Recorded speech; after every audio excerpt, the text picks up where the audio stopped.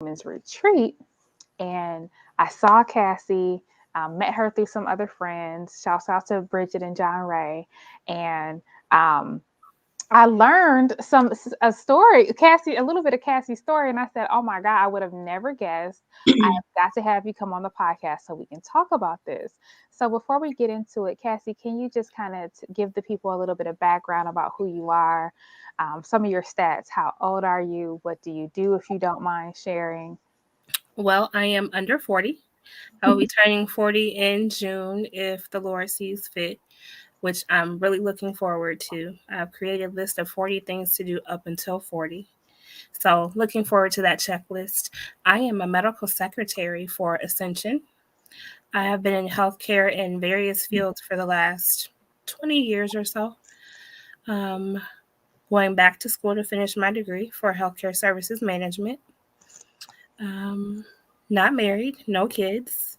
So it's just me and my partner, Ty, and he's amazing.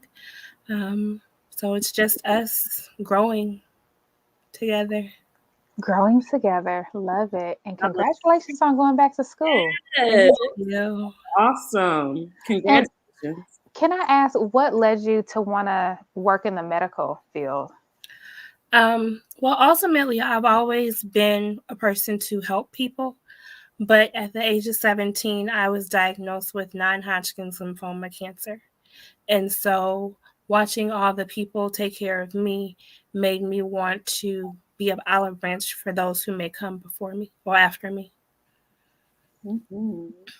So, Nice. And then later, let's say when I turned 34 ish, I found out I was sick again for the second time with nodular lymphocyte predominant Hodgkin's lymphoma, which is the opposite of what I had the first time. wow. Okay. Well, let's walk through that. Well, first, can you tell us? So you were 17. How did you learn that you had this cancer, and can you explain a little bit to us what specifically does it mean? There's a lot of medical terms here. So non-Hodgkin's lymphoma attacks the lymph node system.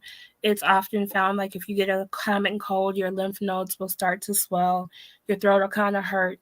But we also have lymph nodes throughout our entire body. And so my lymph nodes decided to go haywire and multiply and uncontrollably multiply to where when we found out, I had been experiencing abdominal pain, just all sorts of different pain. And we went to the pediatrician because at the time I was 17, so I still had a pediatrician. And she found out on accident because she ignored us. And I will keep her name anonymous, but just know that my family and I were very upset because by the time we found out, I had a 40% chance of survival. Wow. So what symptoms were you having, and what were you communicating to the doctor that went unchecked? It was primarily left pain on the left side, right pain on the right side, and that's because it was taking over my entire abdomen to where this was not my gallbladder, it wasn't my spleen, it wasn't my appendix, it was all of it. So, fortunately, I did not have to have any of those organs removed. I did go under intense 6-month treatment to where, believe it or not, I lost everything but my eyebrows. And my mom was looking at me in the hospital bed one day. She was like, "You still have your eyebrows, but you have no hair anywhere else, not even my eyelashes." And eyelashes weren't popular back then, so I could just glue some on and keep it moving. So it was just very difficult and a painful experience. Found out on an accident. My cousins, shout out to my cousin Stacy, she took me to the doctor on her day off from work, and that X-ray and CT is what finally revealed that I had cancer. Wow. So we So found out on accident, so according to what them. was your doctor saying that you had? Did she just say you had a stomach ache, or you were She having totally cramps? dismissed me. You know how we have those doctors that don't listen to you? She totally dismissed me. And I don't know if because I was a kid at the time and I didn't want to be in school or whatever the case may be, but I would definitely give advice to anybody or any child, any parent, any advocate for another person who is having symptoms, who is not feeling well and can't get answers, get a second opinion Mm. immediately. Because had we not found out, I would probably not be here. Um, Wow. yeah, that's so unfortunate that that's happened. And we've had, another guest on the show and we had a whole show about how, Black women become unheard in the medical realm. And that is scary, just thinking about my, my own situation of having to constantly tell my doctor, like, hey, like this hurts. Like, I feel like this, like, you need to listen to me because I'm telling you, like, it's not going to hurt you to order x-ray. Like, it's not coming out your pocket. I'm essentially having to pay for this. Right. Wow, I'm so thankful that your cousin took you, and you did get that X-ray and that second opinion, because wow, that's just so unfortunate that that happened to you. Yeah. So Yeah.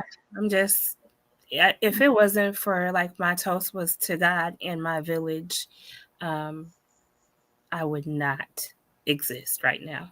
Mm. Wow, wow, wow, wow. So by the time you found out, you had, did you say 40% Hmm.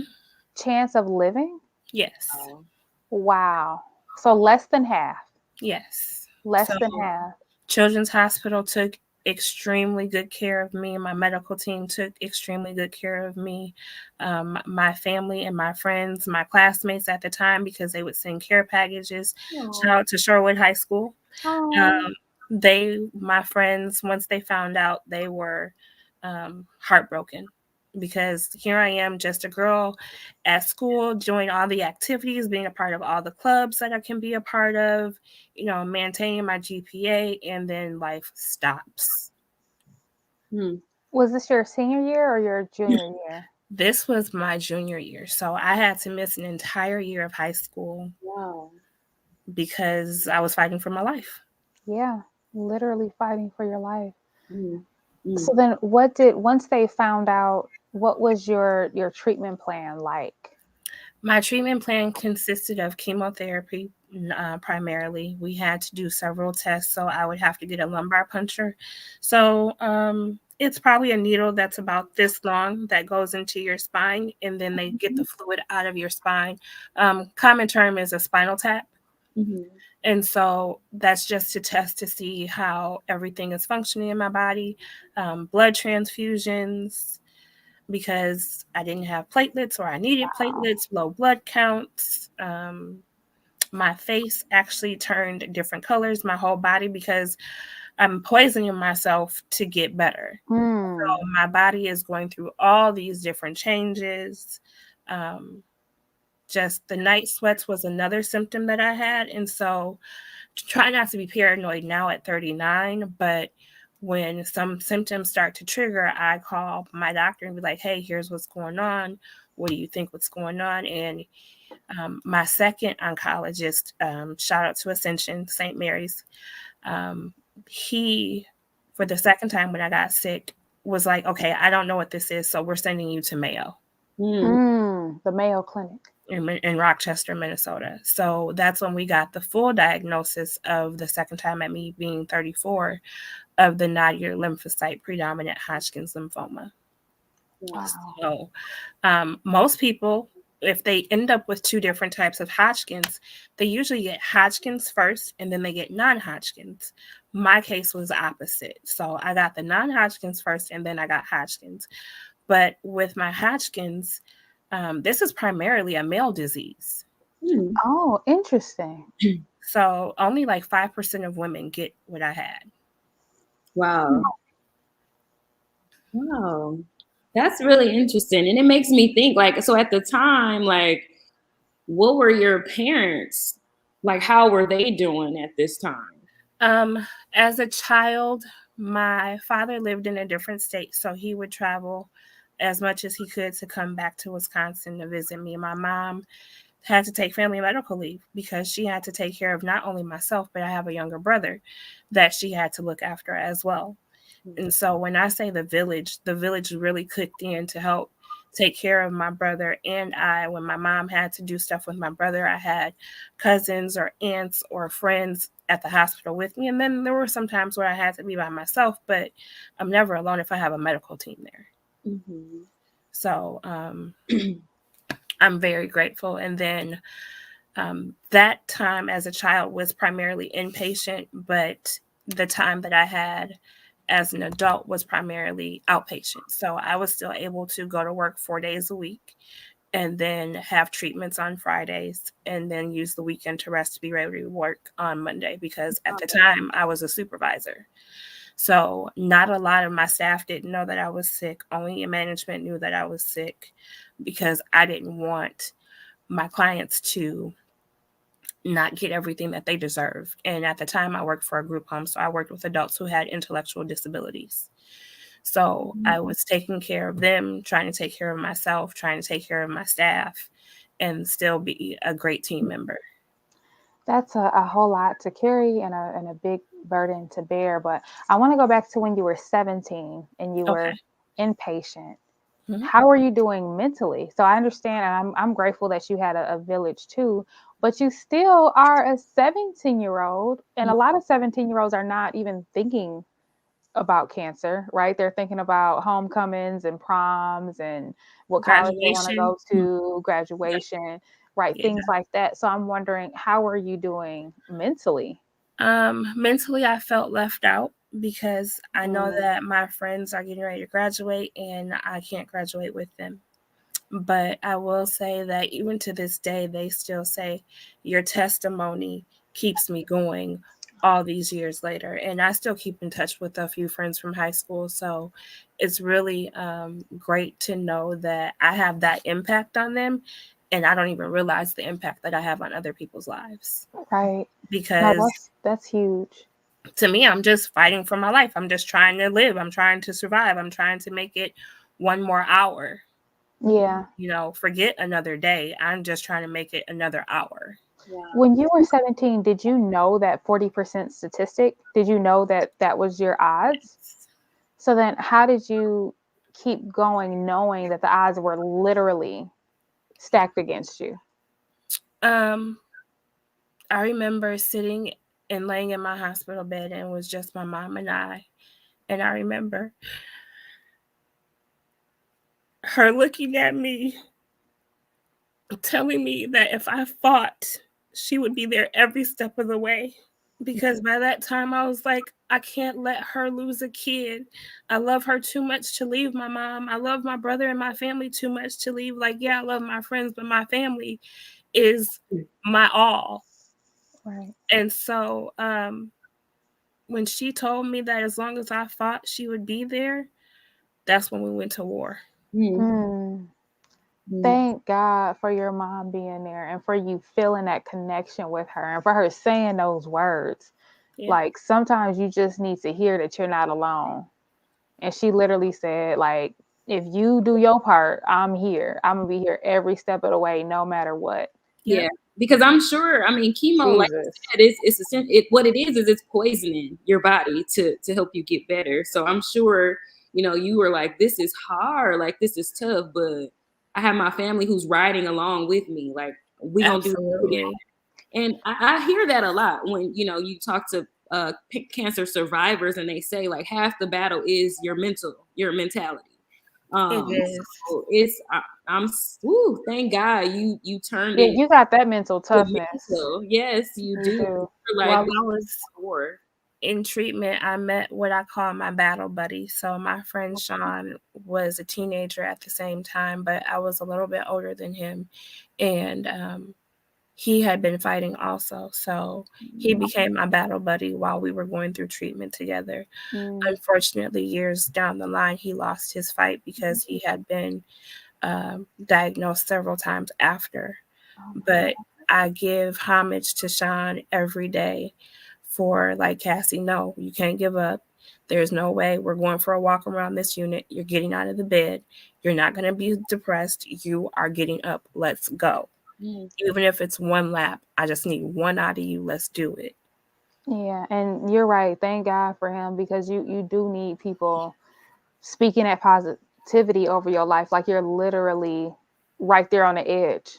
fighting for your life. Like, and one little thing could just send you spiraling out because how many times are y'all gonna give me a shot with a needle that's 4 to 6 inches long? How Yeah. many times am I going to have to look in the mirror and see more and more hair falling out? So although I'm wearing a wig right now, you can't really tell. I have enough hair literally for two people. You So do, because I've seen you have beautiful, gorgeous, amazing hair. That's why, like, when you said that, I was like, cancer. Wow. yeah, You know, when I first met you, because I'm like, because you know, you have an image of what cancer looks like. Yeah. right. And you certainly do not look anything like what I imagined cancer to be. Mm. Yes. Well, So that image was there. It was rough. The dark circles, the dark nails, the dark facial features, the sunken in features, the weight loss. I think I was down to 99 pounds. Wow. mm, That was the lowest I've ever been. And I remember my parents having to carry me up the stairs at times because I was so weak and just literally could not do it. yeah. Um, but the grace of God, I cannot, you know, my mug that I'm drinking out of says, "Be still and know that He is God, that my everything is surrounded by God." Mm, Mm. Wow. that's beautiful. That's beautiful. That is. Wow. And I'm just like, okay, at 17, right? When you supposed to, your biggest concern is supposed to be, what am I wearing to school tomorrow, right? Or like, or let me study for this exam, right? Right. But literally, Mm. like, going through a lot of trauma every day, every phase of this chemo, right? And then you know how doctors are, you gotta how we have to see how your body's gonna respond, right? So it's like nothing's definite. You don't know anything. The plan probably keeps changing. And then even when you Definitely. do have a plan, it's just brutal on your body. Like I said, and then when you mentioned even the blood transfusions, I'm like, that's a lot.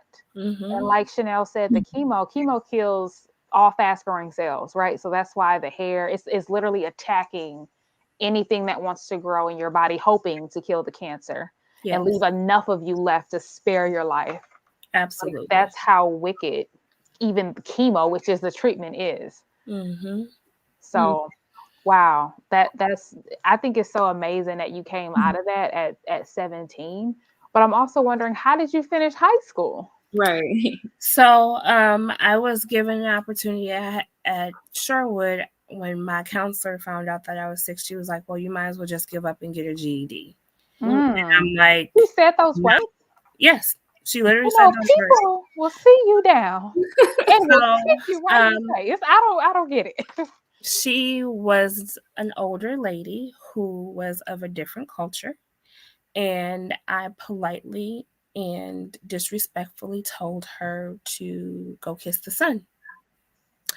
So I walked out of her office. My mom and I came up with a game plan, and I ended up graduating from a charter school.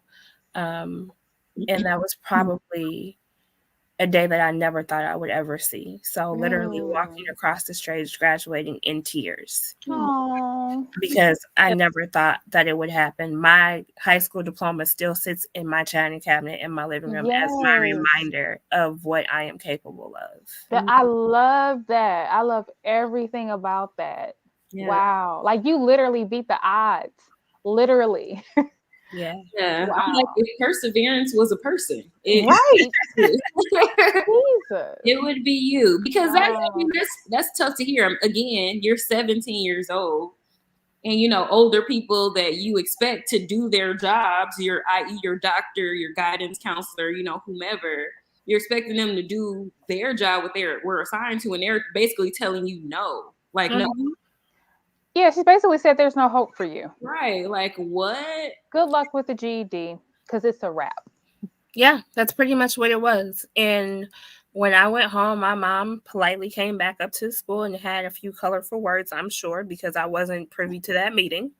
Mm, And I never walked back in the doors of Shorewood. mm, But I kept those relationships with the staff, with my friends, who I still to this day keep in touch with the staff and my friends. Um, and then I went to New School for Community Service, which is located downtown. And at that time, Mr. Horning was the principal, and it was just amazing. The charter school focuses on community service, which is a very important aspect of my life. at this point, and even then. So internships with different schools, different companies, helping other kids in the community. It was just a really great high school experience for me, better than it was at Sherwood. Wow. Wow. So that was your senior year. So you Yes, that was my senior year, and that's how I ended up my junior/senior year. okay. So then did you get to like go to prom? I did go to prom. I went to You went to junior and prom. senior prom. Yeah. That's Yeah. exciting. So one of my best friends ended up being prom queen both years, and so I went with her and a group of friends. Aw. Oh, that's Yeah, awesome. I'm glad you got to have those experiences. Yeah. And your friends were still there by your side because, like you said, you would probably have felt like, oh, I'm missing out. Like, I don't get to do these things that everybody else is doing because I'm literally fighting for my life. You know? Right. But I'm glad that you got those experiences and you kicked cancer's ass all within that. I mean, That's amazing. Yes. right. I mean, Get out of here. Oh my Oh God. yes. This story is amazing. Woo. no, that's awesome. Okay, so then you finally they tell you that you're in remission at some point, Yes. right? And so then I'm sure at that point you're like, all right, cancer, deuces, I'm out, I'm done. On Yes. to bigger and gonna go live my fabulous life, Mhm. Yes. right? And then 17 years later, Mhm. Bam. it comes back. So then tell us that story. How did you learn that you had Um, I was not feeling well and I just could not shake it. And so I went to my primary care doctor, who is absolutely amazing. And he already knew my medical history as a kid. And he was like, okay, well, let's just, run a couple tests, see what's going on. I'm sure it's nothing because, before it's been nothing. So let's just make sure it's nothing. I don't want to take any chances, especially with your history. So then he was like, well, I'm going to have you go see my friend who happened to be an oncologist. And so then the oncologist was like, well, let's just do an x ray. So we got the x ray. He was like, I'm not happy with these results. I want to look deeper. mm, Let's go do a CT. Mhm. And I'm like, okay. He was like, yep, I'm still not happy. I want to know 100%. And he was like, let's do a PET scan. And then when we did the PET scan, that's when we found out I was sick. Mhm. And he was like, well, the scan isn't telling me what I want to know, which is, what is this? And he said, well, I can't tell you that answer, so I'm going to send you to where I know I can get the answer. So he sent all our information to the Mayo Clinic in Rochester. My mom and I spent a week out there testing me and testing me and testing me, blood work and just more tests, and just an exhausting experience. But we stay at this great little bed and breakfast that the Mayo Clinic encourages people who are sick to stay in because it's so peaceful there. It's actually called the Nazarene Well House for anyone who needs some place to stay that's peaceful, that's close to the campus. Um, it's just all sorts of serenity. mm. And so my mom and I had a girls' trip, went to go find out what's wrong with her baby. And it was amazing. So we got the results from Mayo eventually, and he was like, okay, so how I'm a huge football fan. So when you play football, they come up with the plays. So my doctor came up with the plays and was like, okay, this is what we're doing. This is how we're going to do this. Let's figure out this. I don't want to start with the most intensive thing. Let's start with the most least invasive and work our way up if we need to. Mhm. So the second time, I did not have chemotherapy. Yay. Yes. So when he told me I was sick, I was like, okay, cool. I get to dye my hair purple. I'm going to shave it and do whatever it is I need to do. Purple's my favorite color. So I was like, yep, I'm going to go all out, do whatever it is I want to do because I know it's getting ready to happen anyway. Psych. Not at all. Immunotherapy is probably one of the greatest, least invasive treatments that a person can have. And so, like I said before, I would work Monday through Thursday, have treatments on Fridays, rest on Saturday and Sunday because it would wipe me totally out. And then I'd be good to go back to work on Monday and have to do Mm. it all over again for another 6 months. Wow. It was 6 months. Okay. Another 6 months. So then when you were when your primary doctor was running all of these tests, Mm-hmm. did you know, like, okay, I know that it's something, or were you like, you know what, I kick cancer's ass, I'm done? So let's rewind back to me getting into remission in high school. Excuse me. When I found out I was in remission, I was like, if I ever get sick again, I'm never doing this ever again in my life. Mm. I was like, okay, let me see what you do. Mm. And so I had to eat my words because it got to the point again, I'm not leaving my family. Mm. At that time, I was in a relationship. I'm not leaving the person I'm with. I'm not leaving my brother hanging. I'm not leaving my parents and my village. I'm not leaving my church because at this time, at 34, so I'm a firm believer in God. And people talk about when the relationship started with God. My relationship, my personal relationship started at 17 with him when I got sick. Like I already knew he existed, but that's when he revealed to me that he was real. Yeah. And so, fast forwarding to me being sick at 34, I was like, okay, God, we've been through this before. What we doing? Just show me. Let's do it. Whatever you say, I'm doing it. Mm. Mm. So when they say you have to trust God with all your might, all my might, here I am. What we doing? Let's go. So I'm yours. Right. Mm. And cancer, you think you bad, you want to come back and get another butt whooping? Come on, let's go. Round 2, fight. Mortal Round Kombat. two. Right. Finish him. Okay. Hello? Finish him. Yes, all the way. Got And my people so, with me again. Wow. Wow, wow, wow. So thankfully, you had a different set of a primary doctors who listened to you instantaneously. Like, you know what? No, let me send you, like, because I don't know. Let me send you off to some people who I know are gonna figure it out. So at this time, what were your chances like? So the first time they gave you like a 40% chance by the time they figured out what it was. my percent was 90. Wow. I had a Wait. 90% chance of survival. Wow. Mm. Wow. Wow. You Amazing. know, Bring me it's home. crazy because if I'm being honest, right, without having the perspective of you having 40%, if somebody told me I had 90% chance of survival, I would be like, that's not good enough. Like, I need more, right? Like, I need to know for sure. Mhm. I'll be good with 99, but 10% is a lot when someone's life is on the Absolutely. line. But given that you went from 40%,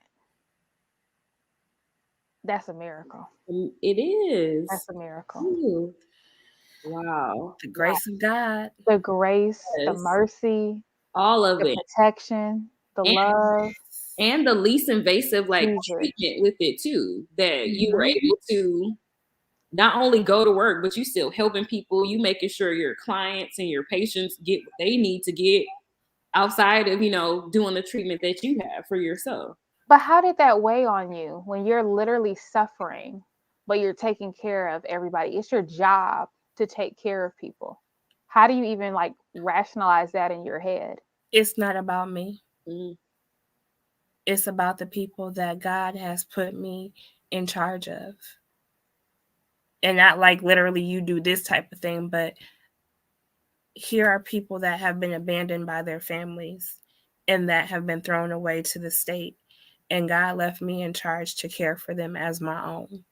So I had permission from management to like bring my clients home for the holidays and, have barbecues. And I'm one of those fun supervisors. We're not just going to sit here. The home doesn't look institutionalized or anything. The owner would bring outside people into the house that I was overseeing to get what a group home really should feel like. Mm. And so I turned it into home because I pretty much am here more than I am in my own house. So I'm not going to let y'all just feel any kind of way. And some of my clients, they didn't know exactly what was going on with me, but they could pick up that I didn't always feel good. And so they were like, well, are you okay? What's going on? Type of thing. And I'm like, yep, I'm good. Mm. So I had to put on my mask and make sure that my other friends didn't know what was going on, because I don't need them stressed out and acting out because they don't know what's going to happen to me. Right. So I couldn't let the people that I'm taking care of lose me. I couldn't let my village lose me. I couldn't let my church family lose me. Um, God forbid, had I died, they would have instantly replaced me. But I still couldn't have that mind frame of leaving the people that I care for at least 5 years. They became my extended family. Mm-hmm. So taking care of them, it's not about me. And even now, this is why I found out that, this is why it happened to me, because here I am sitting with you all sharing my testimony. This is not about me. This is about whoever's going to hear this.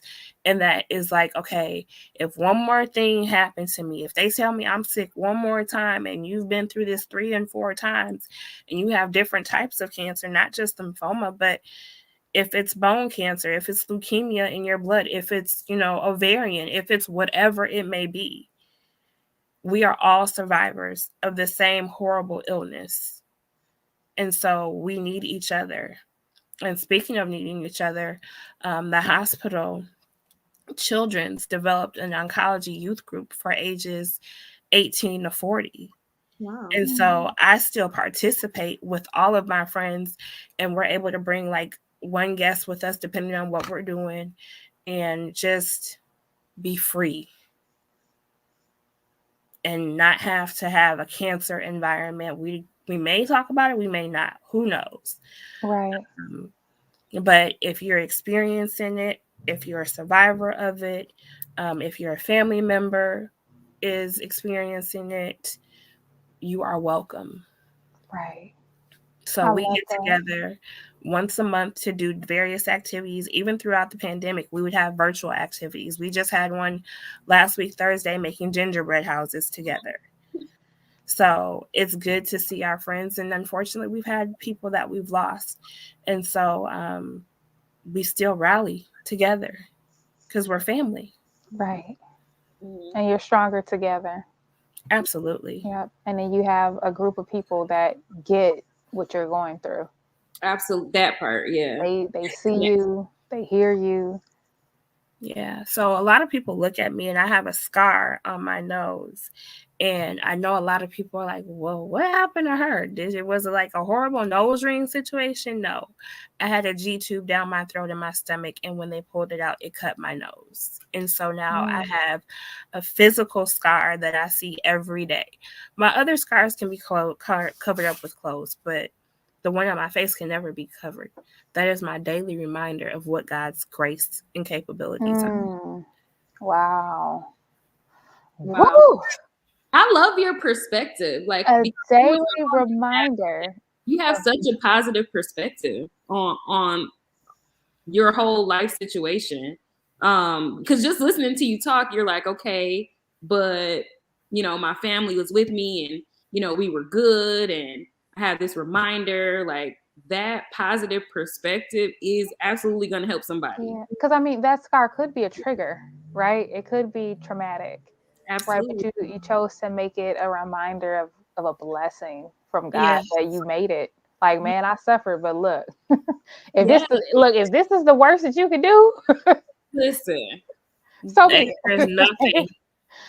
Right? If the worst that you could do was leave a scar on my nose, then you know what? I'll take it. Hey, I will take that. We're good. So Absolutely. I noticed when I met you, like your voice, right, is so like serene and like calming, like a tape that you should listen to if you're, like one of those tapes where it's like, okay, count back from 10, like I'm gonna hypnotize you. But I was wondering, now that that we know that you are a two-time cancer survivor, how has that changed you? Like who was Cassie before and who is Cassie now? Are they even different? Are they the same? um 17-year-old Cassie was carefree, was like, yep, I'm a kid. I'm going to go conquer the world. 40-year-old Cassie is very cautious. The pandemic really frightened me, especially because of my immune system. Mm-hmm. So when I get sick, kind of like right now, I am very protective of myself. I don't want to really go anywhere. I don't want to really be around a lot of people. The pandemic, always in a mask. Originally, I was wearing gloves with everything that I went. I keep hand sanitizer with me. Like, the pandemic is real. Mm-hmm. I have been blessed not to get COVID, but other family members that are extremely close to me have. And being around them when they had it and I still didn't get it. Mm. Talk about being covered. Mm-hmm. So I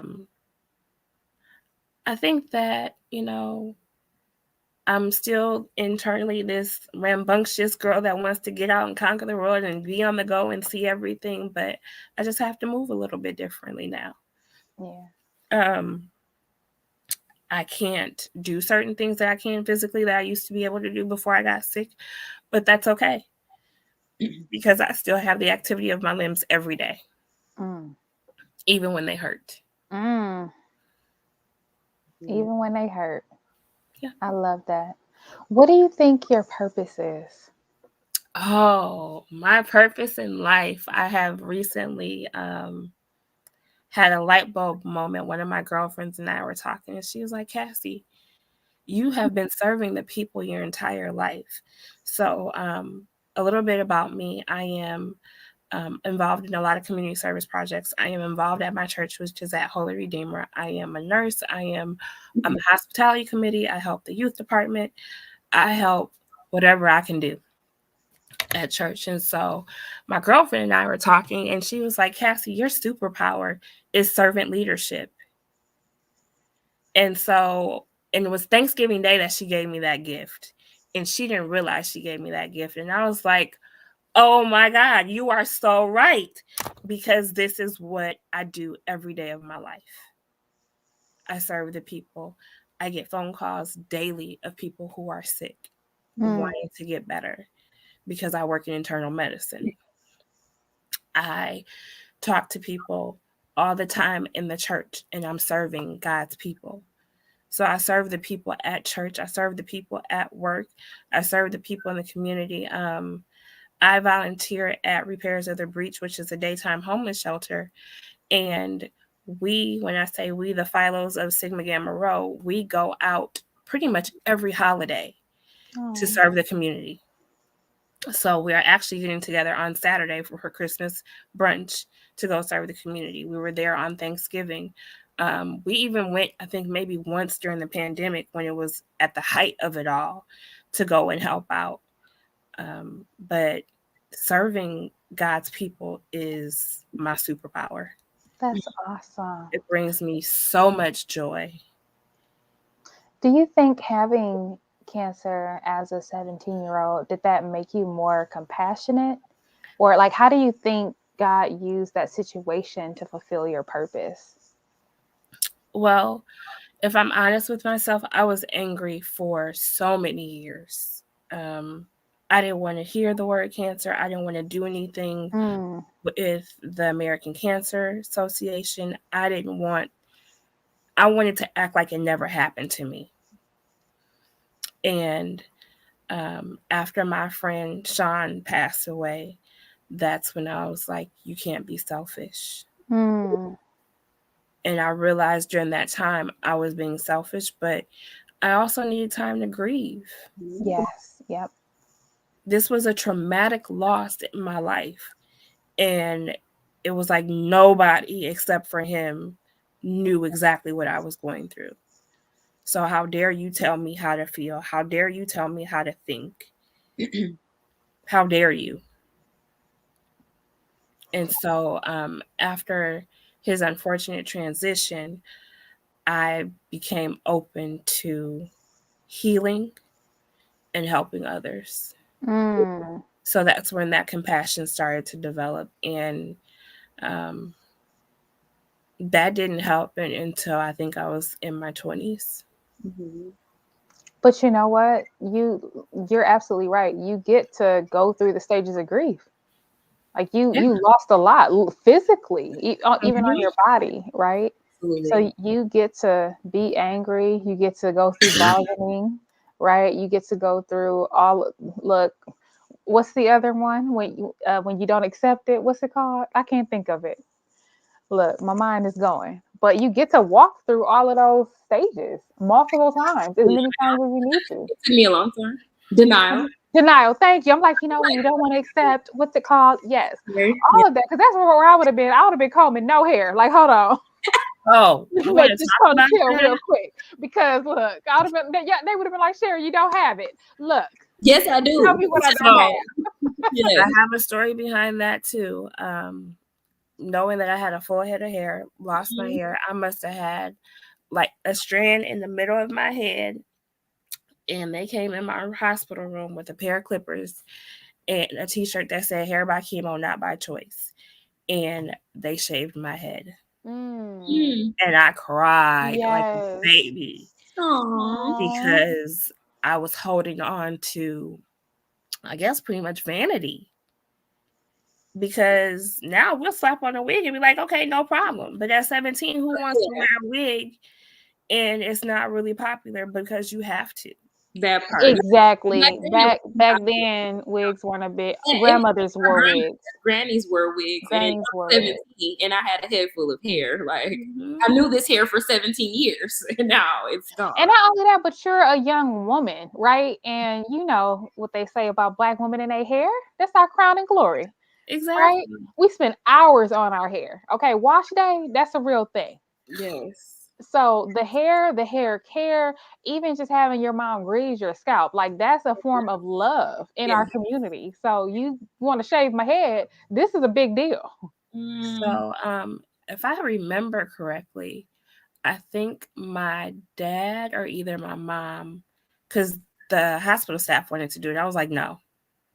Mhm. So I let my parents shave my head. I was gonna say we don't even let white people touch our hair. Listen, and I know they were crying too. Your parents, like Um, that's tough to go through that and watch your child go through something like that. I couldn't imagine, watching my son go through something like that because as parents, we want to be the heroes. We want to help, like we want to make you better. So being in that instance where they can't do anything for you but Mhm. support and be there, yeah. I'm sure that was rough on your parents as well. It definitely was. At that time, we were thinking about just saving my life. So here I am, an adult, not married with kids yet. And people are like, well, why don't you have kids? Well, you really want to know why? Because I was fighting for my life and they didn't think about fertility. Mm. Mm. So for so many years, they told me that I would not be able to bear children. And so Mm. um, at 17, who's thinking about trying to be a parent? You're thinking about, Child, just nobody. You're thinking about not being a parent at Right. 17. right. No. But being almost 40 now and I don't have kids, and I'm like, okay, um, even if God never sees fit for me to be a biological parent, there are so many children in this world that need love that I am totally open to adoption. Mm. I Mm. have considered, a surrogate at one point, but I'm like, if it's meant to be, God will provide a child in my life. And my village has children, so I have little people to love on, you know. Mhm. Um, just I'm grateful to just be able to have a breath. Yes. Amen. Amen. Wow. And I also think it's so amazing that when your friend ended up passing away, that his death wasn't in vain. You know what I No, mean? Because it certainly taught you something, right? It helped move you from where you were to where you are now. yeah.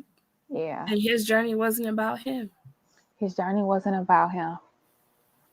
and neither is mine. And like right now, I am still in remission. I still go to my every 6 month checkups just to make sure that everything is okay. Um, I recently, if I'm being transparent, was experiencing something. So I called and I was like, hey, we might need to see me sooner just to make sure.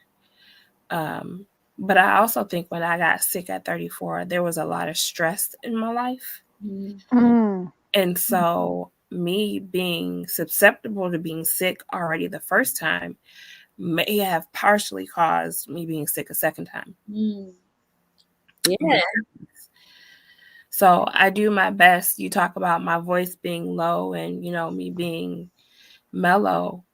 I have to not be stressed as least as possible because my life could very well depend on. Right. Yeah. It's so amazing because everybody's life actually depends on their stress, but we just, because we don't see the immediate effects of it, we think that it's tolerable, right? But then there's people like you where you could actually see a direct impact, right? And so you're like, oh, I gotta, manage, I gotta manage my mental health. I gotta make sure that I'm cool, I'm calm. Cassie always has her tea, honey. Look, be anywhere. She's like, hot water, please. Thank you. Ma'am, do you need tea? Oh, I got my own. I just need the hot water. That's Yeah. who Cassie is.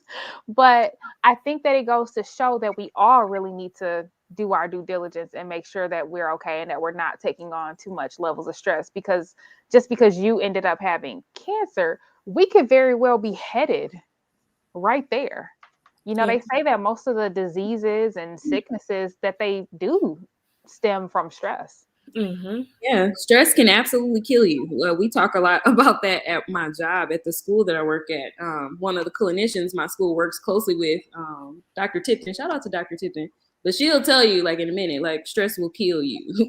So you need to figure out how to de-stress yourself. And here goes some tools. I'm gonna give you some tools. I love her for that. And it is true that, a lot of the things that we deal with health wise are environmental, which makes me think about you, Cassie. Like, was there a history of cancer in your family? Did they give you any insight of like genetics or where it could have come from the first time you had it? They had no clue because cancer does not run in my family. What I have, which I'm so grateful for both of the cancers, are not hereditary, so that if I do end up having biological children, I will not pass it on to them. And that was one of my fears that I immediately asked about as an adult. Okay, so if I get pregnant, can I give this to my kids? And they were like, no. That's wonderful. I'm like, okay. So I'm just grateful that it's not hereditary. God just saw fit for me to live life differently and to show people that regardless of whatever hurdle and obstacle is put in front of you, you can overcome it. Absolutely. It's all how you shape your mind frame. It's about your support system that you have. And if I'm being quite honest, I felt very exposed when Sherry found out about me being sick because a lady at our table just put me on blast. It was like, oh, I remember you, blah, blah, blah, blah, blah. And I was like, okay, here I am sitting at a table full of strangers and then, my friends and family. But Sherry had no idea of me from a can I had just met Cassie that night. I had just met her that night and we were sitting next to each other. And this lady, she made a whole announcement about Cassie's situation. And of course, I was like, what? Cassie?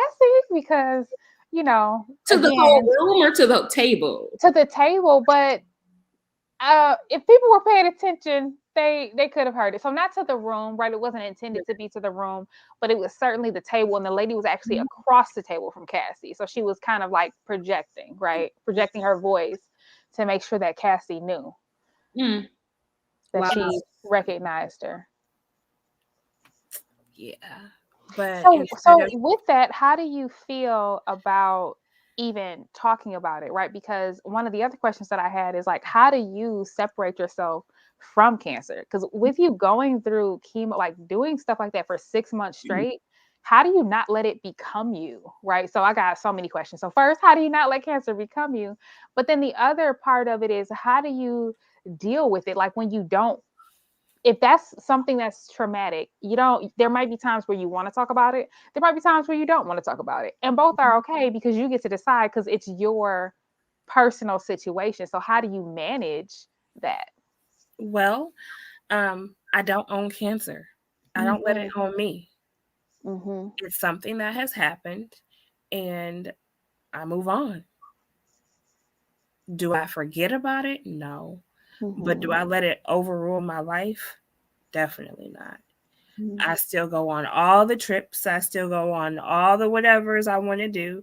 I still do all the things that God allows me to do. Even if, like, at one point I tried to play kickball and my body was like, you know better. So now I'm a part of, a kickball team, but I don't physically play because I physically cannot play. Mm. But my teammates love me. I was a part of the team when I got sick the second time, and they were extremely supportive. Shout out to Mel Shy with MCKL. Mm. Um, they were and still are, because we are a huge family. Regardless if it's the off season or on season, we're together doing something. Um, so no, cancer can't own me. I won't let it. That's good. I I own love it. it.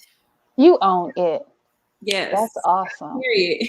I love That's it. awesome. So then how do you manage when people want to bring it up for you, like how the lady did?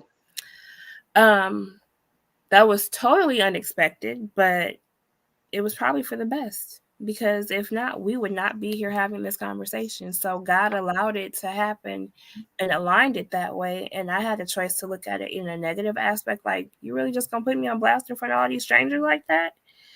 Or I could be like, hey, let me tell you what happened.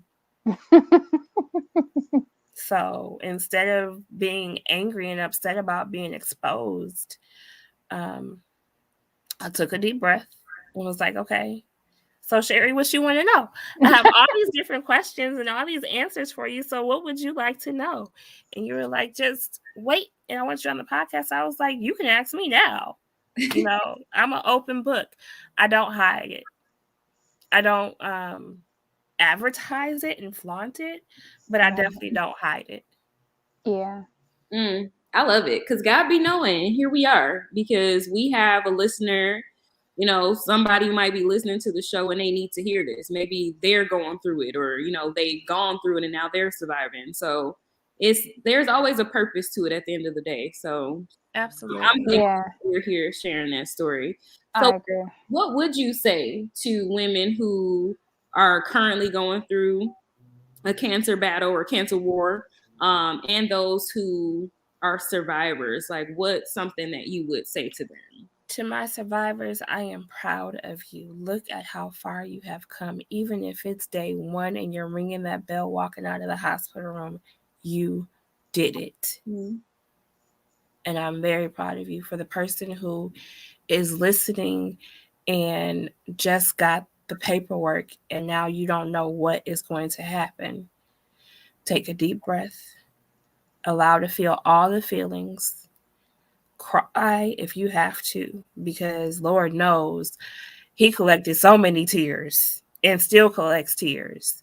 Um, but it's okay. You're going to make it. And it's not about you, it's about for His glory.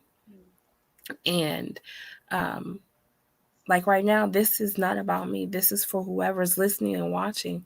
This is for the glory of God. And you will hear me continue to say that and shout that if I could a million times, because if it was not for His grace, behold, there is nothing too hard for God, literally. And I am a living testament that there is nothing too hard for Him. So if people want to reach out to me and they have other questions that they may want to ask, you all have my contact information to where they can email me or they can, reach out to me any way they'd like to. I am open to answering questions. I am open to other people wanting to know more, if there is more to know, or people that just want to know. Mm-hmm. Awesome. Yes. Mm. No, that's awesome. You always mention the village. But I do know too that some people, when they have friends or family or loved ones that are going through cancer, they may not know how to show up for them, how to support them, how to love on them. And I would imagine that it's unique for every person. But what did you appreciate in terms of the village showing up for you? The power of presence, not a gift, but your physical presence being there. Like my cousin taking me to the doctor, my mom um, being with me, Sean walking with me. I remember it was the 4th of July, and my cousins, here I am in a mask, around all these people watching the fireworks together, but still being able to feel like I'm not missing life. I turned 18 in the hospital. So it's actually a funny story because my mom and my cousin came to get me and take me out, and because I'm 18, like I want to go do something. It's my birthday, right? They literally had to call my mom and was like, if you don't bring her back, we're calling the police on you. Oh my gosh, the hospital did that? Because we were just out all night long and I wasn't ready to go back. It's my birthday. I don't want to be bothered. But I think like around 11 o'clock, they were like, she needs to get her treatment. She has to come back. Wow. Look, they was like, we can do this the hard way or the easy way. Either you can bring her or we gonna send the cops to come get her. Even we ended up going back, of course, but I was not a happy girl. I'm like, it's my birthday. Like, you know how long I had to convince them to let me out first. And now I got my one piece of freedom, and now you want to make me come back and do a treatment like right? I don't want to do this. What part of I don't want to do this? Don't you understand? Like, we can't wait one more day. No, because we'll throw everything off track. Okay. Yeah. Wow. No, I love it. The power of presence. That is amazing. That's beautiful. And I'm glad that so when the lady, she did expose you, but she did say that she saw your story somewhere. So I am glad that you were at least in a place where you can own your story and tell it. I think it's different when where it's still new for you or it's still fresh from you and somebody like outs you. Yeah. Right. Like maybe with your coworkers when you were trying to go through it privately. Like if somebody would have just outed you, I think that would have been a little bit different. Just knowing my personality, I probably would have been livid. Yeah. And had some very colorful non-Christian words at the time. Yeah. But now it's like, yep, this happened. What you want to know? And mentally, emotionally, I have my good days and my bad days. Like every September and July, I get super emotional because it's 2021. So now I am 21 years in remission for the first time. Wow. And I am 5 years in remission for the second time. Oh, wow. So I still get, really sensitive and emotional. I just recently had a friend who passed away from brain cancer. And it's super hard because he was a part of our support group. And so I've known this man since we started the support group. And it was just really hard to lose him. And it's still like this is our first Christmas, our first everything without him being there. Yeah. And he's one of the founding people of the group with myself and a few other people who were the original members. And so I just think about like his mom and his family, and I think about the rest of our friends who, would really just be like, all right, where's Tim? When we just had the gingerbread thing going on, and we have to remember, yeah, and then it stings. Yeah. Do you ever have like survivor's remorse? Yes. Right? Like why did I get to live but this person didn't? Yep. When Sean died, I had horrible survivor guilt. I didn't know what it was at the time. But I remember going to his service and looking at him and saying, that should be me, not him. And I kind of had it with Tim, but I know better now. And that I understand I try to understand what God's plan is, but I know that, my favorite scripture is Jeremiah 29:11, for I know the plans I have for you. And God has an expected end for all of us. And so his assignment was finished. Mm. And I believe that the people that God leaves on earth, our assignment is not finished yet. Absolutely. And so now when we were talking about, what is my purpose? What is my superpower? To fulfill God's assignment, whatever it may be, however it may look like, however difficult it may end up being, as long as I know that I have him, I can do whatever I want to do. Yeah. As long as it's aligned with his word. Amen. I mean, That's good. are we gonna take up an offering or what? Yeah, you can send it to Cassie. You got to drop your cash app because we need to send the No, offer. that was amazing. That it's so crazy because it's so inspirational, right? It's also it's sad, you know what I mean, but it's also very empowering, encouraging, and inspirational because you made it out, Yes. right? And some Not people are once, going to listen, twice. but twice. I mean, that's crazy, right? Back to back, just coming out of cancer. Wow. And so, some people aren't even going through cancer, right? But they're suffering in some other way. And they're going to say, this woman had a 40% chance and fought for her life and won. You know what I mean? Like, that's crazy. So if she could do that, then I can finish school, or I can, I can do whatever it is that my battle is, because everybody has their own battle. But Exactly. I think that it's so interesting because a lot of times when we're battling things, it's things that we can control, like stuff at work. Like, oh, I want a promotion, right? Well, if I do the things to get the promotion, I'll probably get it, right? I want to get into school. If I do the things to get into school, I could probably, there's some level of control. But a lot of times with our health, there isn't. Yeah. It health often feels like it's happening to you. So I love that you were able to take your power and own it. And for your mom to even put that in you, to say, no, you have to fight. Like, there is a certain level of control that you have here. You can control how you perceive this. You can control how you see this. You can control how much effort you're going to put into this every day. So Definitely. God knows that is my heart. And just the bare thought of me not having my mom and knowing, or passing away and not knowing what's happening with her, or what's going to happen to me, or is it going to hurt, what is the what ifs of transition. And I'm like, I don't want to know what if. I want to be here with my mama. I want my mama to see me walk down the aisle. I want my mama to see me graduate. I want my mama to see me succeed in life. I want to make my mother proud. Not just my mom, but the rest of my village, my father, my brother, my aunts and uncles, my cousins, the matriarchs and patriarchs of our family.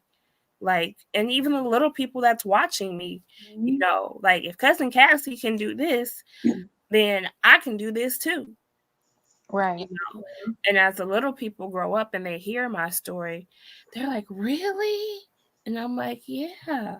And, I still have pictures, and I've done different, calendars for the MAC Fund and the Make-A-Wish Foundation and, things like that. I can say that having cancer wasn't all bad.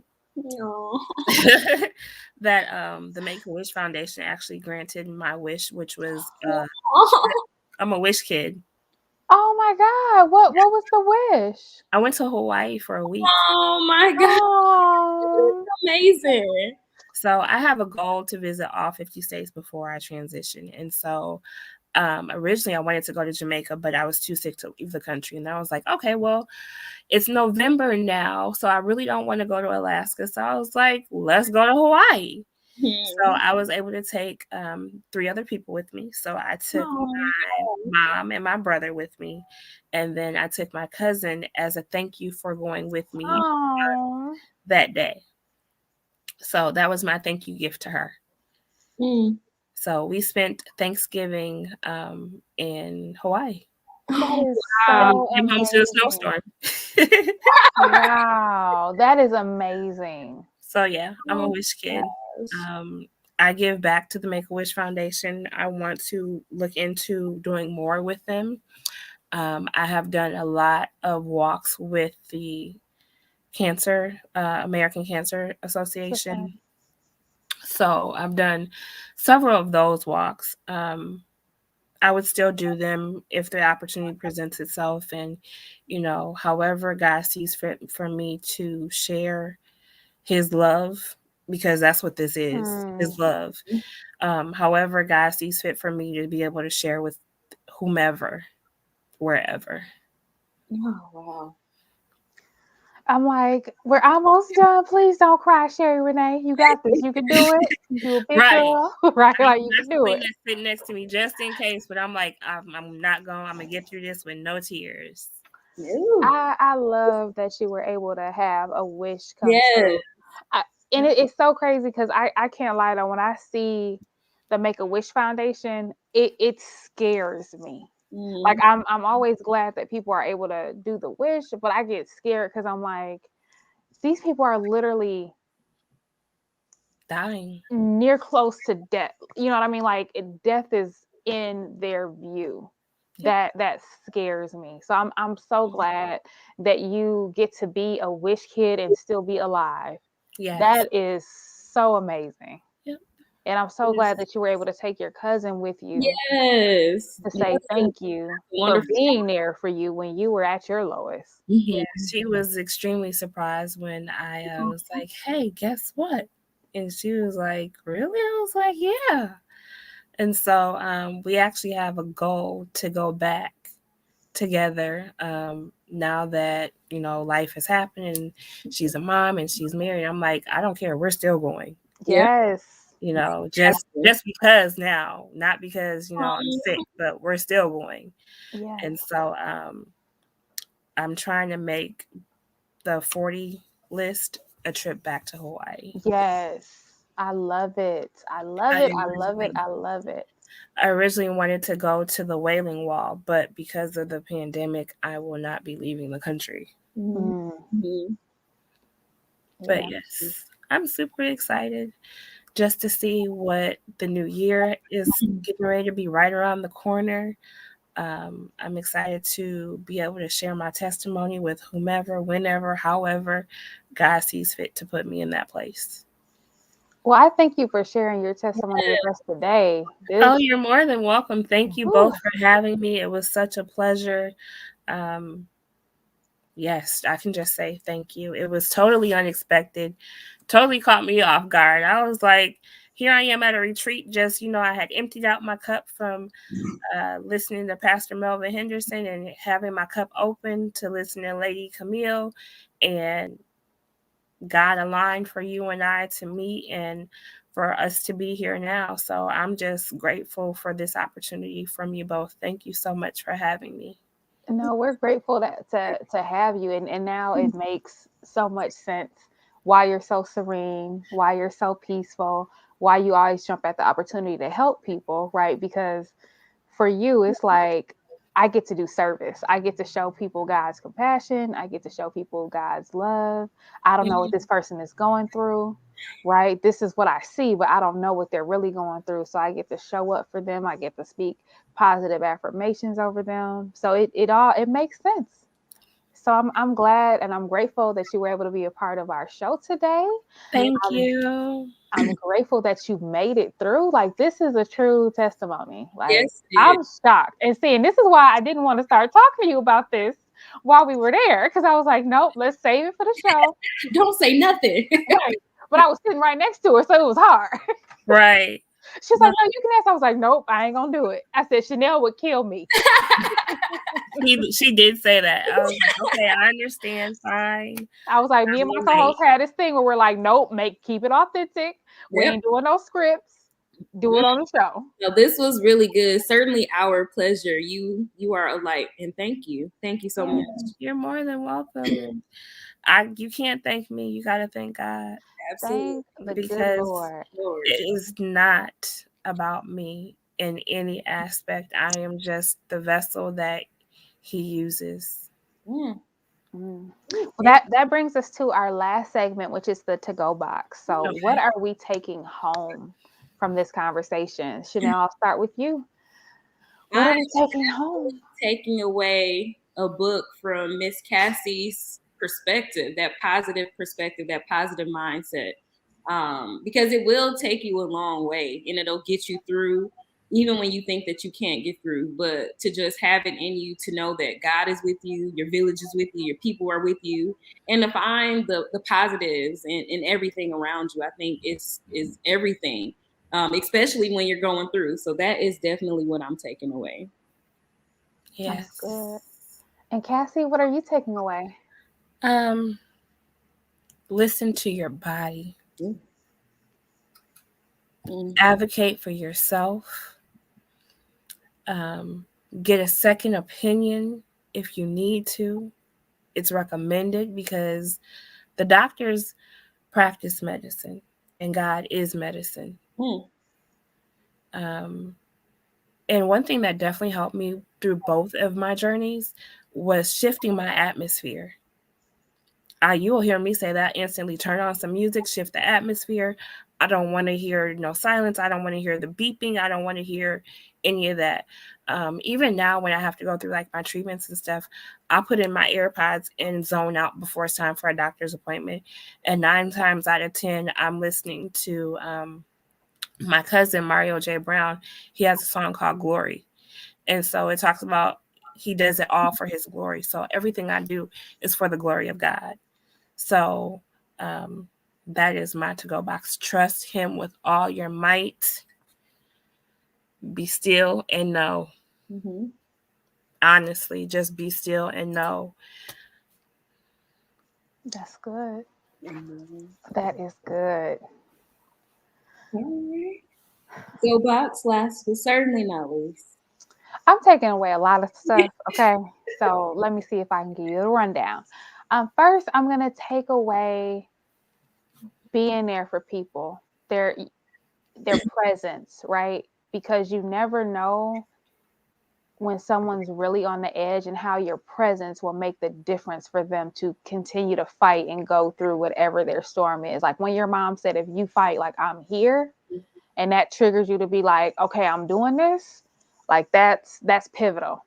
And that also shows that it really does, it really shows that success is a team sport, right? You can try to be successful by yourself, but it's so much better when you're with a team because we're stronger together. I think the other thing that I'm taking away is like Chanel said is the positivity, right? But taking the time to grieve because that's what you did. You were like, I don't want to hear the C word, go through that process. Go through the denial, the anger, go experience all your feelings so that when you truly get to acceptance, you can honestly be positive. Absolutely. You have the capacity to have a different perspective because you already felt all the feelings. Mm-hmm. Mm-hmm. Um, and then I'm also gonna say, it's not about me, right? Just realizing that all the struggles, all the chaos. I told Lakita the other day, um, I ended up doing something that I didn't want to do, but I was like, I felt like this is what God wanted me to do, and I was like, I'm upset because I'm angry about it. But I told myself that every day that God wakes me up, it must be that He has something for me to do. My job is to find out what it is and do it. Like that's the least that I could do every day. If He chooses to wake me up, right? I could at least say, "Why did you wake me up today?" and do that thing that He wanted me to do that day. And I think that you're reinforcing that, right? It's not about me. Yeah. It's about him. So let me just do the thing. Stop complaining about it. And Get also, out the way and get it done. yep. And also, if it's not about me, and then people are like, why me? Why not you? Mm-hmm. Who are you supposed to be? Why not you? Lauren Hill said everybody says that they want to be used by God until God uses them, right?